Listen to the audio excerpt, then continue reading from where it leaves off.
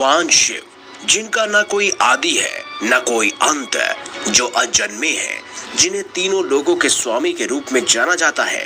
शंकर महादेव और माता पार्वती कैलाश में निवास करते थे। लेकिन क्या आपको पता है कि शिव और माता पार्वती का एक भव्य महल भी था। कहते हैं महादेव की लीला तो महादेव ही जानते हैं। उन्होंने अपनी लीलाओं से अनेक लीलाएं रची।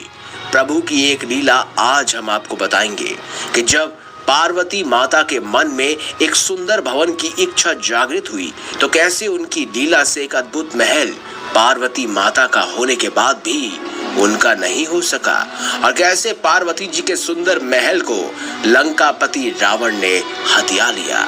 एक बार माता पार्वती के मन में विचार आया कि सभी देवी देवता महलों में निवास करते हैं, लेकिन भोलेनाथ महल में न रहकर कैलाश पर्वत पर रहते हैं। इससे देवी देवताओं की प्रतिष्ठा कम हो जाती है। महल में रहने की उनकी इच्छा उन्होंने भगवान भोलेनाथ को बताई, और वह शिव से हट करने लगी कि उन्हें एक ऐसा महल चाहिए जो इंद्र के महल से भी सुंदर हो।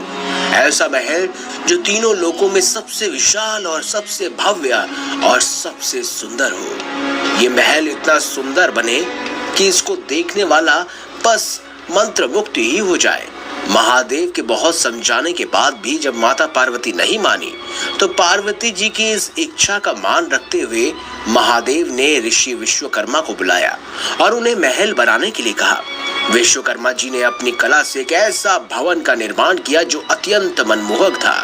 बची हुई कसर कुबेर जी ने महल को सोने का बनाकर पूरा कर दिया। ये महल अत्यंत विशाल और भव्य था। अब ये महल इतना सुंदर था कि कोई भी देखता तो आश्चर्यचकित हो जाता। अभी तक किसी भी देवी देवताओं का महल इतना अद्भुत नहीं था।